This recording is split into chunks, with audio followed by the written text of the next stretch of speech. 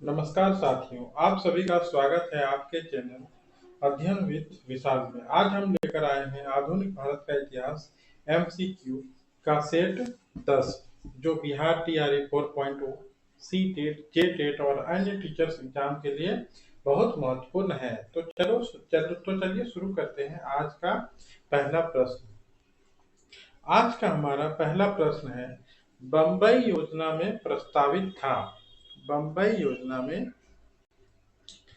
आज का पहला प्रश्न है, बम्बई योजना में प्रस्तावित था। ऑप्शन नंबर ए, तीव्र आर्थिक विकास दर, समान वितरण का, उच्च पूंजीवादी विशेषताओं के परित्याग का, कर्मचारी कामगार कल्याण योजना का, उपयुक्त में से कोई नहीं या फिर उपयुक्त में से एक से अधिक। तो बम्बई योजना जो है वो आया था 1944-45 में। कब लाया गया था इसे? 1944-45 में।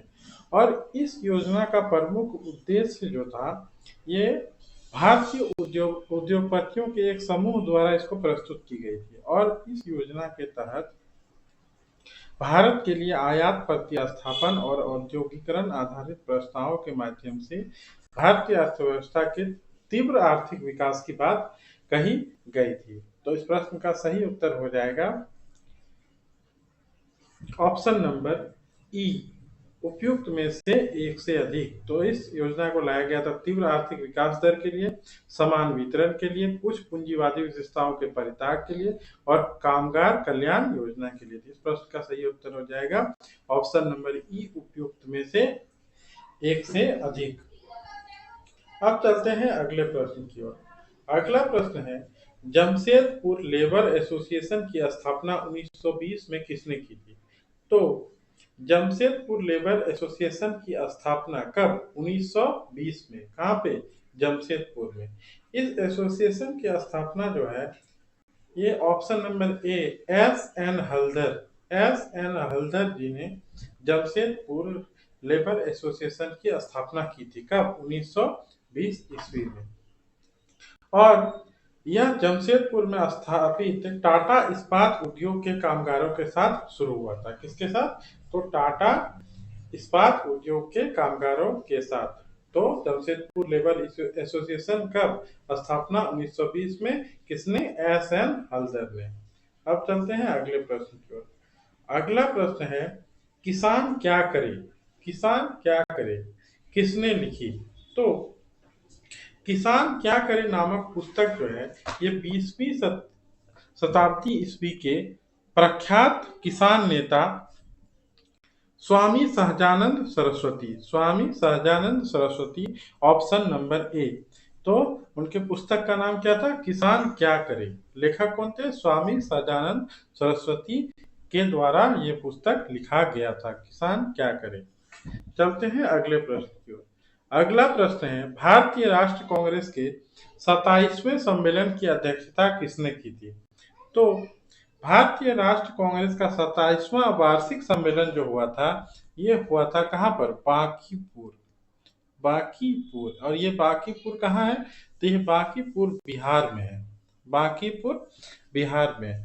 और ये अधिवेशन जो है कब आयोजित किया गया था? तो 27वां अधिवेशन जो है ये आयोजित किया गया था दिसंबर 1912 में। और इसके अध्यक्ष जो थे वो थे आर एन मुधोलकर। कौन थे? आर एन मुधोलकर जी इसके अध्यक्ष थे। किसके? भारतीय राष्ट्र कांग्रेस के 27वां सम्मेलन जो कि बांकीपुर बिहार में हुआ था। कब? दिसंबर 1912 में।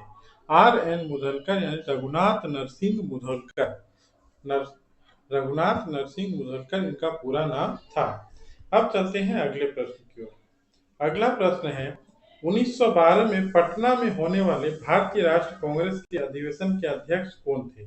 तो 1912 में पटना में, जो अभी हमने आपको बताया पिछले ही प्रश्न में, कहाँ पे?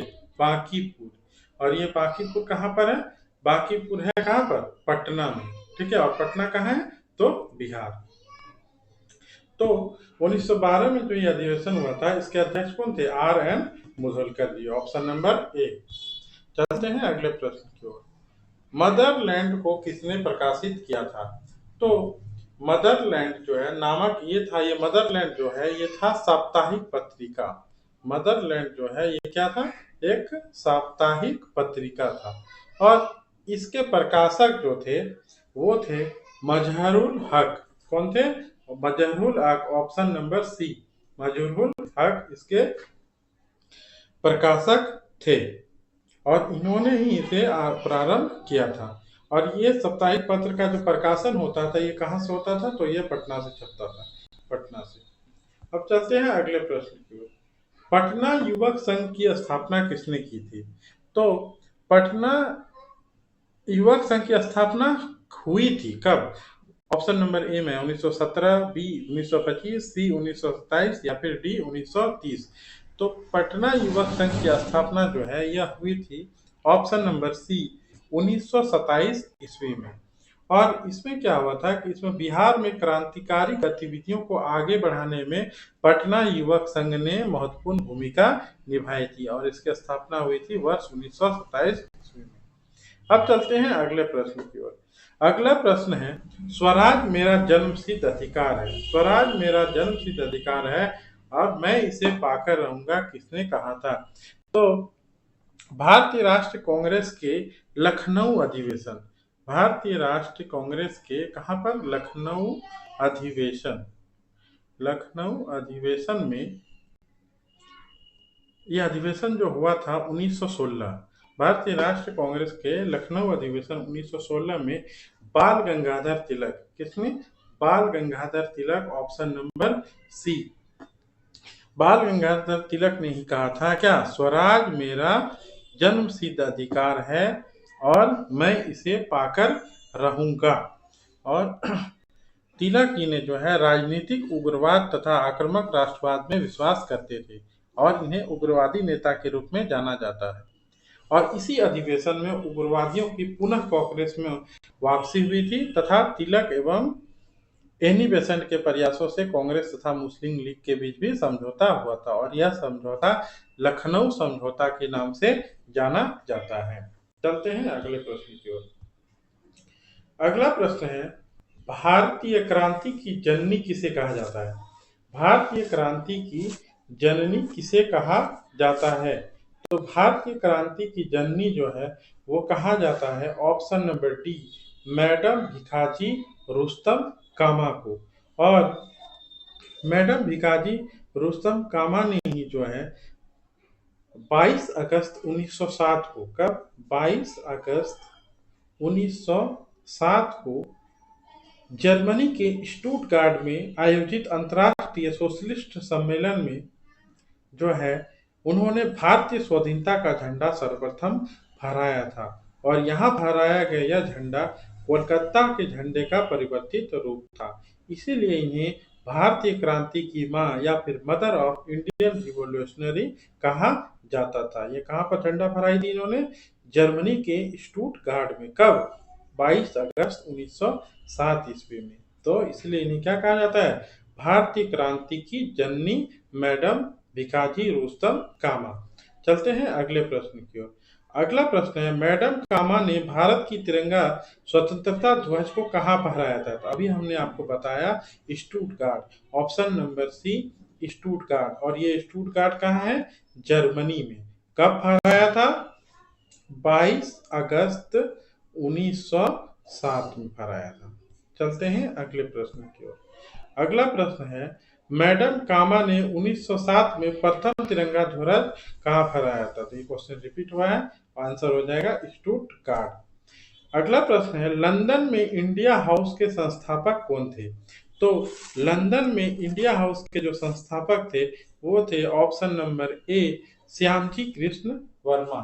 श्यामजी कृष्ण वर्मा ने ही लंदन में इंडिया हाउस की स्थापना की थी और इन्होंने ही लंदन में इंडियन होम रूल सोसाइटी की भी स्थापना की थी। और ये जो है एक समाचार पत्र, क्या? एक समाचार पत्र जिसका नाम था द इंडियन सोशियोलॉजिस्ट। क्या? The Indian sociologist, the Indian sociologist नामक समाचार पत्र के ये प्रकाशक भी थे और लंदन में सरकारी तंत्र के विशेष सक्रिय होने के कारण श्यामजी कृष्ण वर्मा वहां से पेरिस और अंततः वे जिनेवा चले गए थे। अब चलते हैं अगले प्रश्न की ओर। अगला प्रश्न है, बंगाल विभाजन के विषय में किसने कहा था विभाजन हमारे ऊपर बम की तरह गिरा? तो बंगाल विभाजन के विषय में जो है ये option number A Shyamji Krishna Varma, option number A Bengal विभाजन Surendra Nath Banerjee, option number A Surendra Nath Banerjee ji ने कहा था कि यह बंगाल का विभाजन जो है ये हमारे ऊपर किस तरह से गिरा, तो बम के तरह गिरा। और बंगाल विभाजन का किया किसने था, तो लॉर्ड कर्जन। कब? वर्ष 1905 में। चलते हैं अगले प्रश्न की ओर। अगला प्रश्न है, प्रथम बार संघर्ष के तरीकों के रूप में स्वदेशी एवं बहिष्कार किसके दौरान अपनाए गए थे?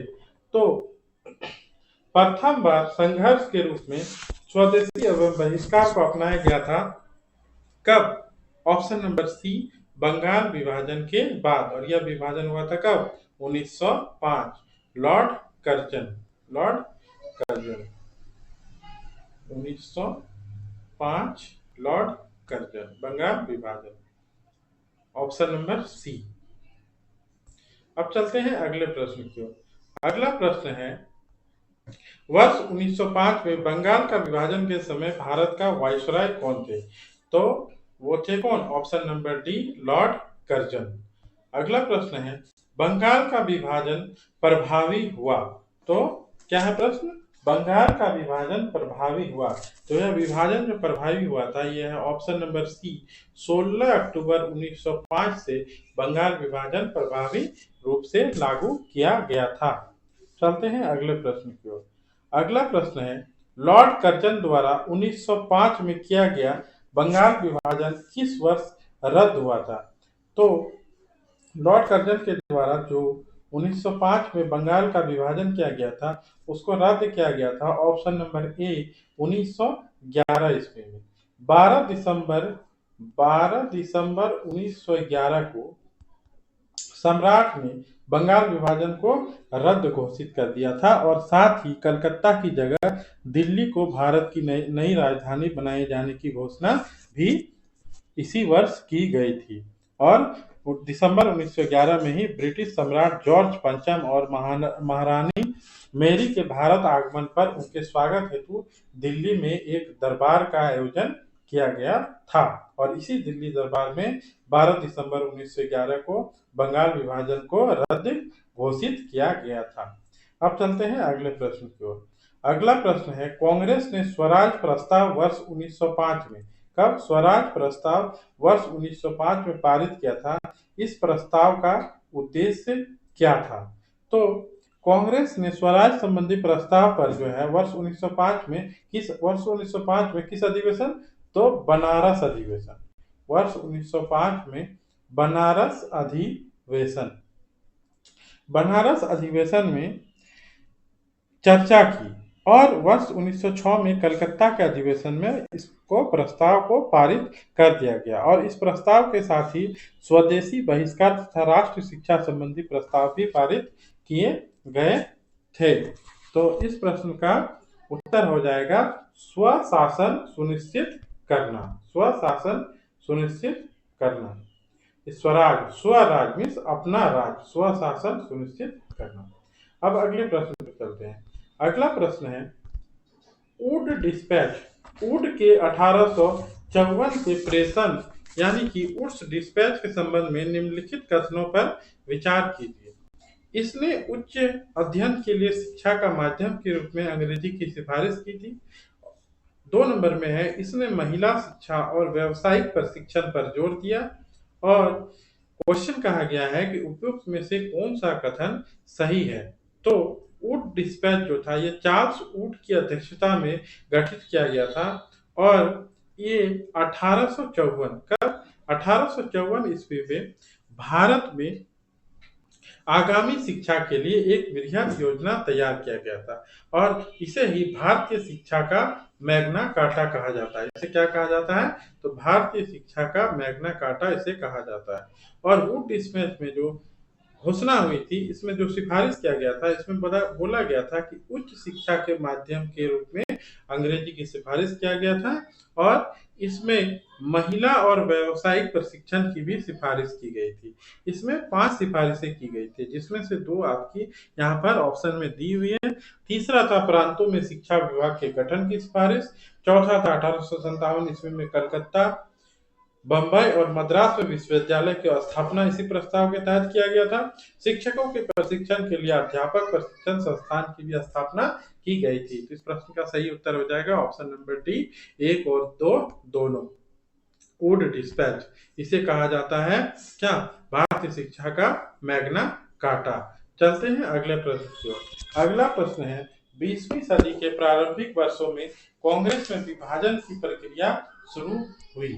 तो ये कांग्रेस में जो विभाजन का जो प्रमुख कारण था वो क्या था? तो प्रमुख कारण जो था वो था कांग्रेस आंदोलनों की रणनीतियों पर चर्चा करने के लिए, कांग्रेस आंदोलन के उद्देश्यों पर, कांग्रेस आंदोलन में लोगों की भागीदारी पर।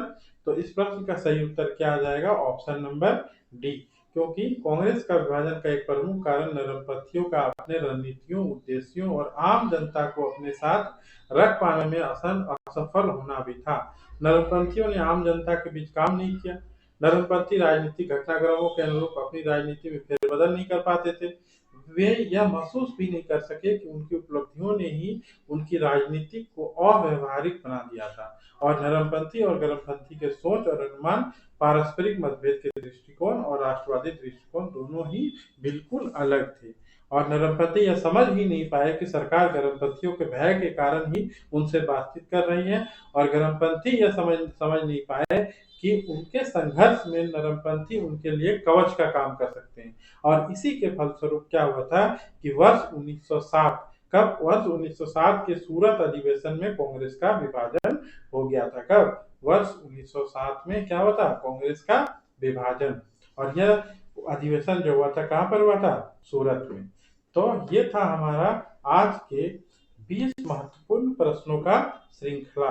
तो अगर आपको यह वीडियो पसंद आया है तो चैनल को सब्सक्राइब करें, वीडियो को लाइक करें और शेयर करें। मिलते हैं अगले